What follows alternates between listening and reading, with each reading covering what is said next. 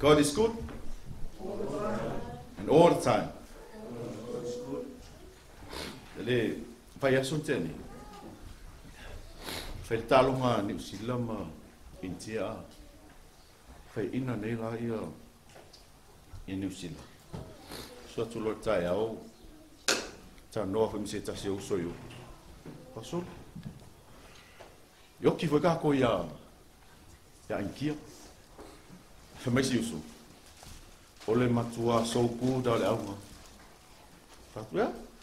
Mai ole matua soku da le aunga. Fa tuku fa mai. Oi nga tuku. Ai wo masani tere tamata ndol me holele kari soku da. Ta tonu we sau nei taia. Ta to fa longo ko le afina ngalo le tu. Na ua umale lotamati. Ele pese na usu lotamati. A mata mai taimi na so se taimi ela unga la fiong pa ia le tua. E sau o ma ho pese lea listen while you still can hear. Fa longo se manu wao o maua la fa longo. La nga ele taimi lu se no fa longo. Ele taimi lu si ela vai. Ke ro kala le sau fa linga fa mai. Amu ia le fai tau mai fa longo matausi. Ke loranga o mea ai lo sa wale fini. Ai ke lo. Ele ai ma se excuse a kako. Il me le. E ma fainga fa pe le kawaso. Oh. Ele fainga o fai kawa langa. Ele anga o ma. E ma fainga fa lo. E ma fainga fa pe le kanga kalai e lo no pe le anga fa lo. O ke le fa lo mo. Pa e ma fainga fai kau. Ele ai ala ma se alofanga. Ele ai ma se si lalo lange. Ma fainga alo mai o pole tu. Fa mai lo le ma le fa linga muli. Wale sau la fai mai amu ia le fai tau. Ma le fa lo mo. Au sau ngal me muli mai amu ia le tausi. Amu ia le tausi. Amen. So me la lo to si le Teta no me tolu suma tasi fa mulmuli.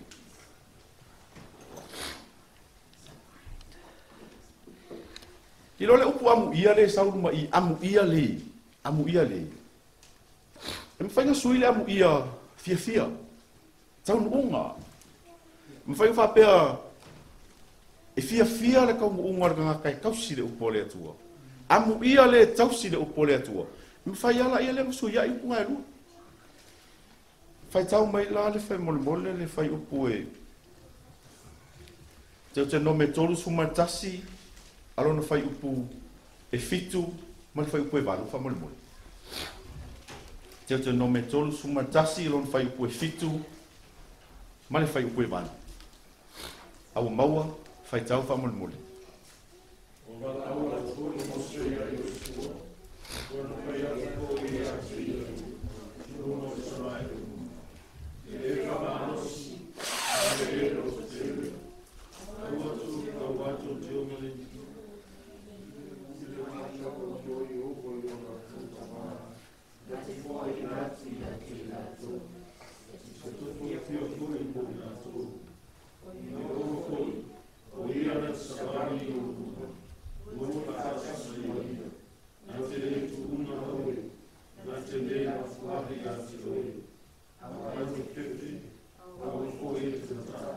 Amen.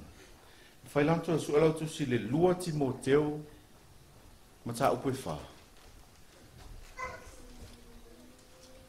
Lua Timoteo mata upe fa fai upu mua se fangata malilima. Lua Timoteo mata upe fa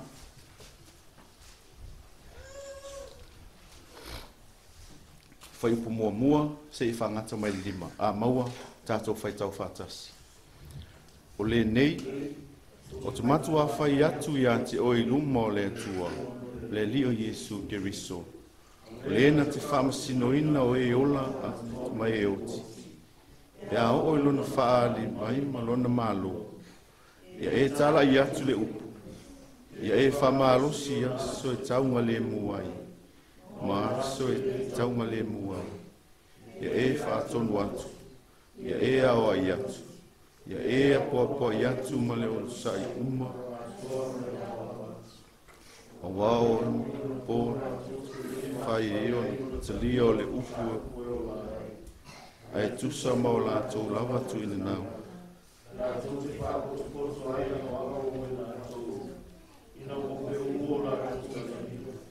Lātou te liliu e se foi o lātou talinga i le upu moni.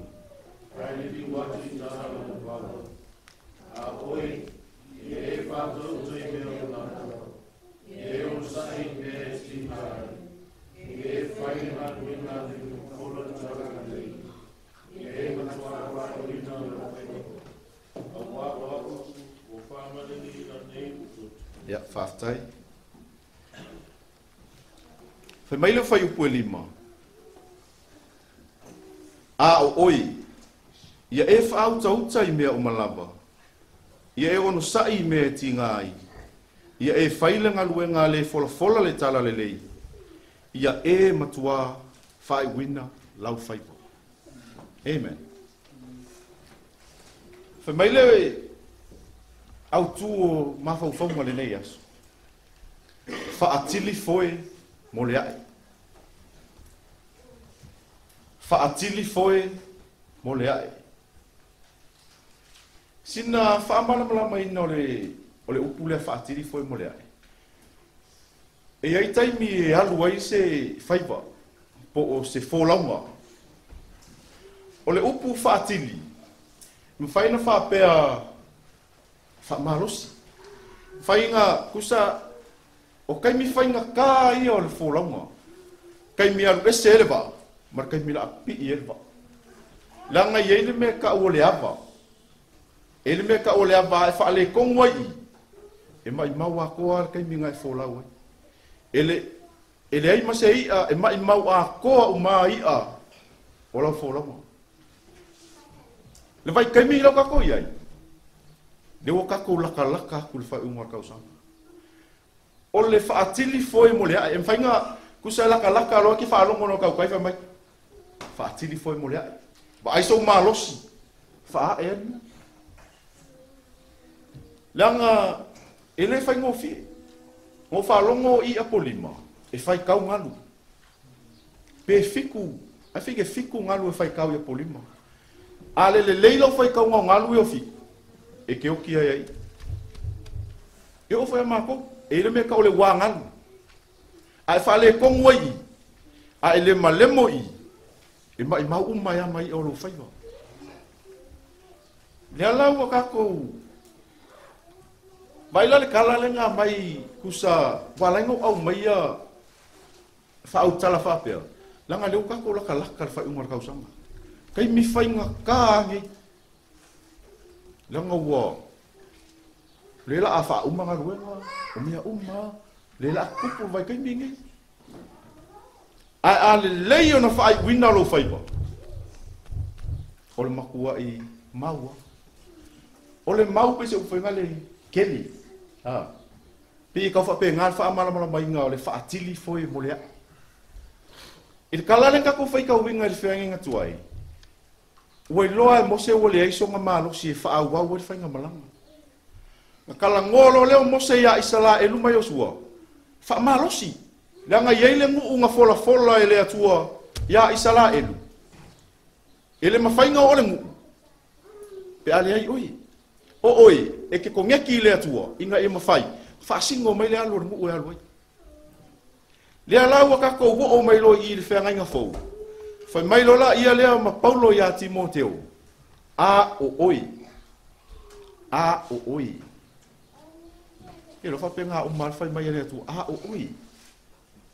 Langa ilo koe whaingo fia so nei. Peise whamakalanga fo inga le ki sahungi. Nanga loka ko vai leo ki e kaimingei. Un whaingo ki nga kamakua, un whaingo ki nga kalaikiki. Ai ke whamalosi la so se kaimia. Peia la e lau whaiva. Kusa e sahungi a peia le la e ai. Aua ngei whamama fo inga le mafa vova pe o. O le ai so longa le lei. Langa ye kaimi whaafika hausi. Ngai whaalongo fo le vaso kia ngai ka longo ya tāwita. Ke longa penga kua leo langa tāwita i le pāmamoe. Nga whaangoka mai aka avika i pāmamoe. A e loa. A vea mtu. Nga e hai ngā wā vea mku. A e laku fo e laka imi ngā vea mku. Kwa i maa losi ala nga ko lengi mai. A kalala lo ki fia au mai e kai ao ngei. E whai ka koki mawhau. O le malanga Iosefa. Iosefa. Inga ua sfurfiku kausanga Iosefa. Ai whaali lo ele atua le miki. Whamai le miki. Nka ko fusi saito le whanua. Gea wakua i lunga fusi saito Iosefa. Ai ifo mai i fusi saito ngosu. Ia. Ko fai le si miki vai mai o le la, o le masina, o fekuas fumarkas. La ifo aku ia kei. O makwa i fei ka la uso Iosefa. Wharongolongo foi mo ni kai au. Nanga whapea ngā lea mingo me le tu. Kusai a mai mua mua le mea ke vaai ai. Nga e mawhau rola ia. E le whaingo fie lea wala ke ui ai. E le whaingofi. Ai mga o mia le malosi. Ke lo mea ngau o ia kama Iosefa. O ke los kala mara ma aso kam whai pe ka wham kalkala. Wow. Whai mea tupu le ita i loko uso Iosefa. O lo leo mamoi. Ke lo, o i foi ngā lofa i ko i ngā lea ia Iosefa. O ave ele ofu. Ofu ka loa a. Kusa le langa whapea ngā leo langa le kake iai. E wa ai loa ka ngā kau a maka ngai mangu i ele atua. Ke wa ai la le whainga oi. Ke lo, e whapea ngā fo ia wa inga wai nei. O uso Iosefa. A le whika. E whapea ngā whaika kou le kake i. E kusa po wa inga. E soro mua e ana kou. A whamalosi. Whamalosi la ngai lo se whea o sesi o le whea o le atua. Ke lola, o loa i auso e leo mamoi. Ai kuli lola i ele to ina longa kari. Ai lo yasi auso. Ma ai mamao mai a kamara la a o se wha mai. Lea kama whai miki lo sa. Mau wale a wala i e pingi e kama whai miki. Ai ke lo. Ai eile plana le atua i kako wolanga. E fiu li ki a Apollo. Pingi o. E pui o ele atua. Langa le ele plan, ele ai ma se so ka ko ele, ia se plan le atua, ia i umma plan le atua ka ko ola. Mga umia lo ka ko lo le le lo ka ko valau binga. Nga va ele ka ko sa vali kom war ka ko valau binga. Ai pui ka ko ele atua. Pa pengan me nga oi. Aba la fa maya fasi. Ia fa mal ka makua, ia la fasi o le uso. La me ko fa kau ia mitiana. Fa kau ki ia mitiana, fa kau e mitiana nga i oi. I feo. Ia i ko pito. Wa vai me nga oi o se fa kau solo. Ala file mo wala nga la ia ile atua. La makua i le ma se popoli. La nga au le atua marga. Oi se fa sang kau mai. Amen. Ele ai masasi. O mai lola ia le i ua iei kama i e kupito. e lē faigofi ke loa faafikau li umai sefulu kolu kausaga kago faikau po ese saulo le male famai pe kolu su kausaga ai pule loa ia Iosefa kusala pe ama se sefulu kolu kausaga o faapegei ia Iosefa felafoaʻiga alae mausalia le alofa o le atua la famai uma lama lelei lai ai le atua ia Iosefa la foi iloa Iosefa sefulu kolu kausaga o felafoaʻiga le faipa ke loa o mai lo ke mi faasoasoiga ai ke loa ke mi faasoasoiga ai Iosefa e le faigofi langa anga faale kongu Iosefa i e o ki uma mai mau uma kai mi nga sawa yo ai fika foi lá e o fai kau fa pe fai kau po le ale me ko ro po fala lenga e fa so ai fica e Potifar e pule le o fa feau e mau lunga i ka maro ka lo le ka un pero ma fa pe sa fica eu kama mau lunga e su e umma mai a fa pe malo e a mai le malo e piki mai ko ro ka ka ko se mau lunga ka malo o lo vinga la e ke le me au le lei ka e nei mo se su fa ko lo Potifar a ka ko fai kau nei e ke le me au le lei a ka mai o mea umma la ai ke lo fa pe ngale tua o ile ki Apolo e le ke ya me ki Apolo ska mai me fa so inga yo e a mai al me lo e ki o ki ele ma fa inga la ku fa pe ka ki me li ma ka la i va pe o ele fa so inga se di ma ka e fa so inga le lima se la ka la ka mo mo le winga la ka Potifar o le fa so inga fa so inga i ele ska mai fa so nga anga maua le loko Iosefa ile atu anga la mala lele e ia le fe au le ka fai e ia le lave ile le muli mai e ia le mea le manga o ile atu ave le ko fainga ngai ua ele ai ma se finga ngai ua ngalu ko lo Potifar ia fai me so le varka kai pelu le hula ya varka ka le hula ya ka ko bori ke lo ngai ua nga ave Iosefa fa puipu ke lo anga fa pong fa masingonga la longi e mi milo a yo se skula ava ai le ko a venga Iosefa o ko a mai ai lo ingal fa puipu fa kala nga o mi ki ta tu waina fa fa mi ai ko a mai ai ngai le tu ke lo afi filio le tu e le filio le tu i so wa ka mai filio lo fa maongi ke lo fa maongi ka mai mea e mai fo ai lunga i amen leo ka ko laka i fa umar kausang e le fa ngofi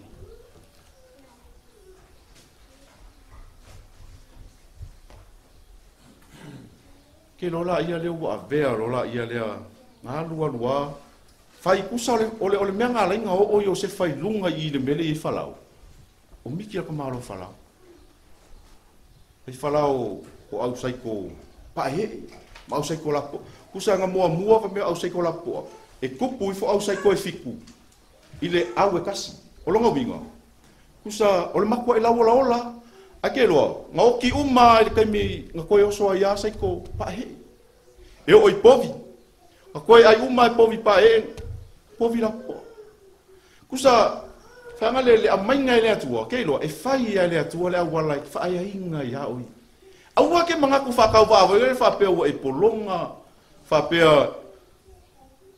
e ke valea se tulowa ke lo e fai inga le atua so se mea ke ai fa maongi langa fai inga le atua e fai inga le atua ke lo la ile wa mai i pule lo la ia lo Iosefa mea umanga no fo ali ia sile falau ia Iosefa ko la vea i Iosefa ke lo ama se sokako ai lunga ka ke so angi ka ko usur ke mi ko mai su me ai langa le anga ya oi e vai de sa o le loko Iosefa so angi ngo so angi long kama ngamang wi ai longa ai ngamang wi ai le mo langa fo i le wa ai le atua au nge ma lo ma fau le tu aua nge ima mai lo ma fa le tu ke lo langa yai kusa yai mafu anga ya la yunga fa le kongu afa pe nge le sa le va e mau kele o ia pe kele o ia le lunga va sa lo la ia lo le va le la o me le apa ke lo afa kamalai ilei masei ai o yuka afa kamalai e ke male mo i e ai le mea e ai mea lainga ngai fa kamalai mo mo o le mimika ke loa me kolu ia iai le lalo langi nge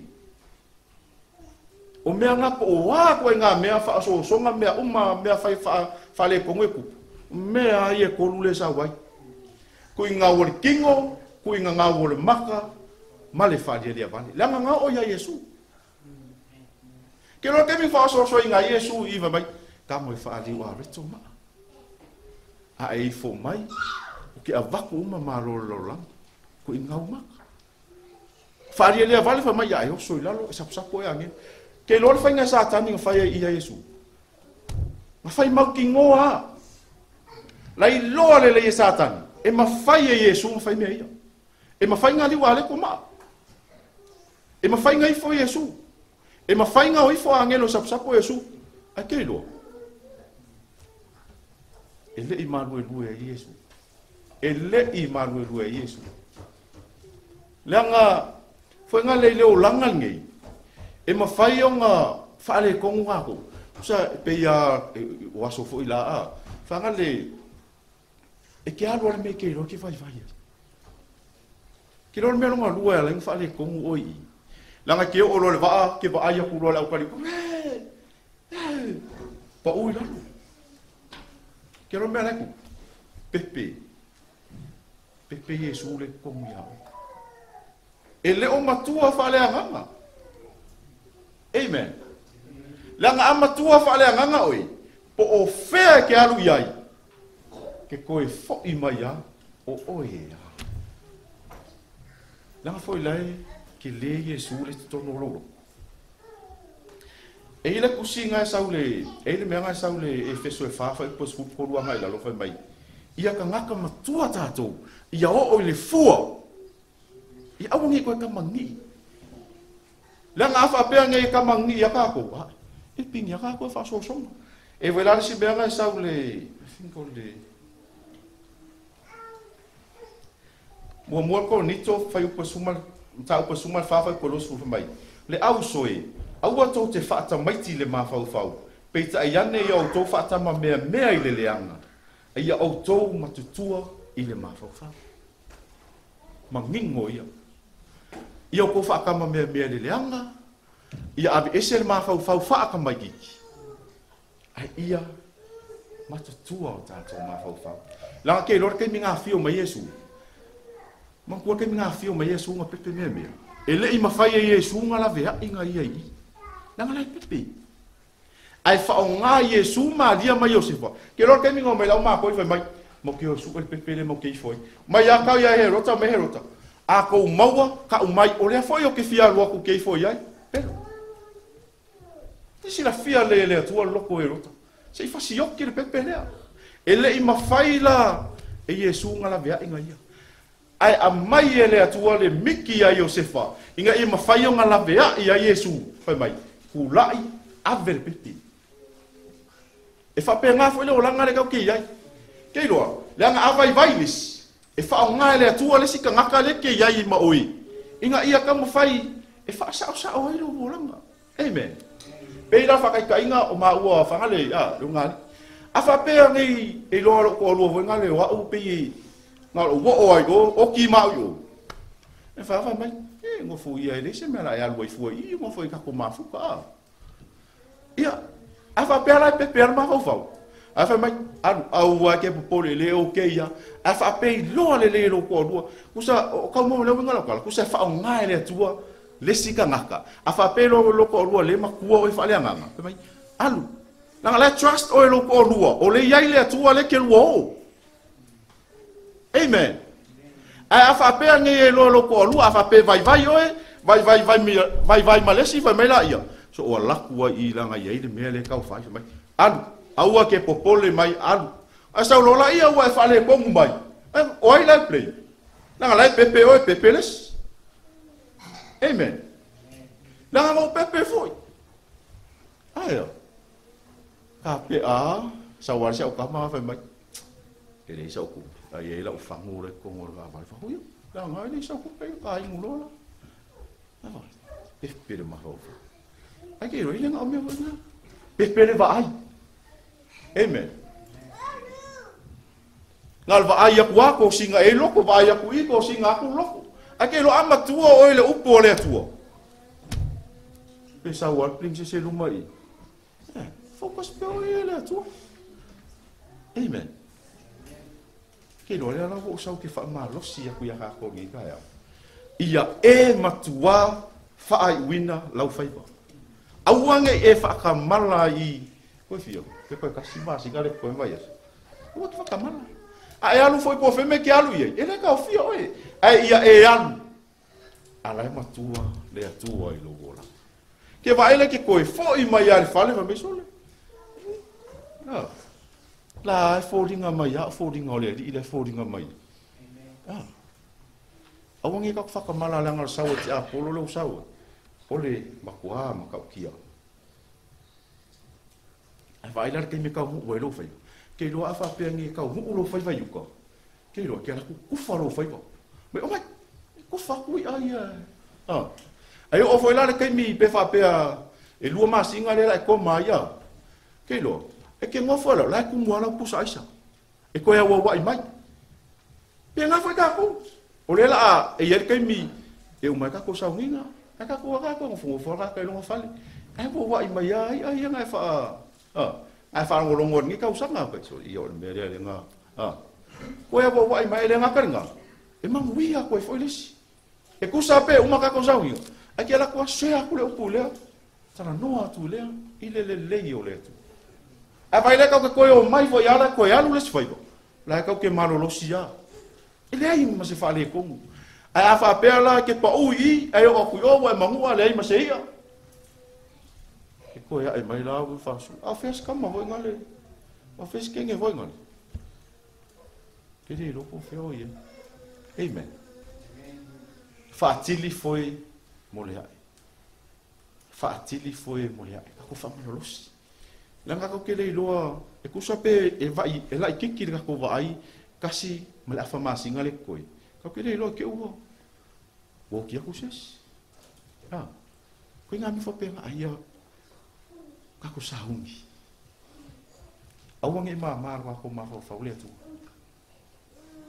langa ye kai mi onge ai e onge la langi le po le tu ka ko vai le sa wo me fa wa le mo technology po le ka u ke lo sa wo me e sa wa ma lo ko ya po le tu e sa wa ma onge ko ya vai la le sa ka fa sa wa ka vai lunga Facebook ma lunga me uma la unga mai le ai ke me ke le ko fa lo ngoi me nga ele ke me onge ai wo le se o po le tu a vai la a onge fo la alai mau lo ko le tu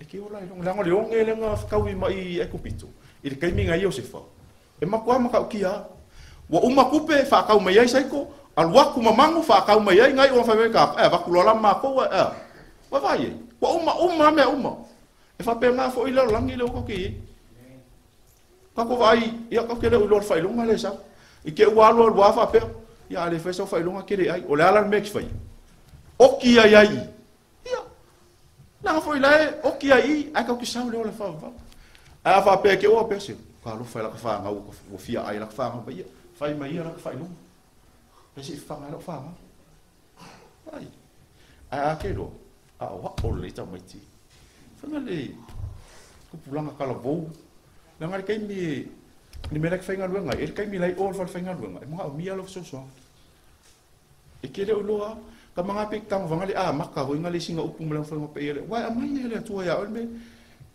e iska se so nga fa so ai wa ke ia ma fainga luanga au ke ia fa ya ko la kala ho ngale fa wa mi se no ma fa me la le ma fa fa lo ka upung me la le fa so ngai Mai ngan wakol mea, makala mai mala kamare fa mai soli. Kenge di ma kau sanga ma fe wa ia o kiti au king. Na vai. All las fa fika u le mo foi. Ngai uala au oi fa mai ma fa la pule le ola. Au wala mai mo wala. Mal pa wa ngar kenge lo langi. Vai. Ke lo e kenge mo mi ai ka ngaka nei fa fa ngal wenga lo so. Ai mai fo la ngaka nga e se alo la nga fo i oki oi. Io la fa fe lang ka ko mo lau. La fa fe lang ka ko mo ya oi. Amen. Tako sa ungia ku ngai vai aso. Tako sa valia, pero mafau le upole atu. Mafau le olanga Josefa, fa mai le upole atu. Sai yai le atu.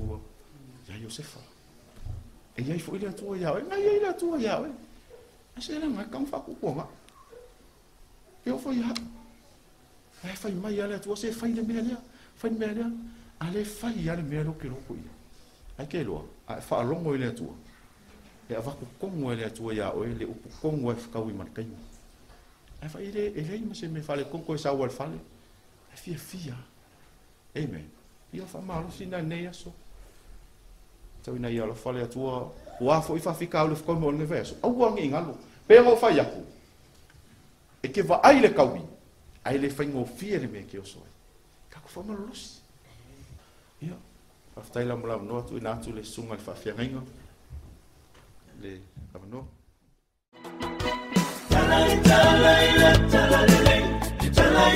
Yesu Lenga maliu matanu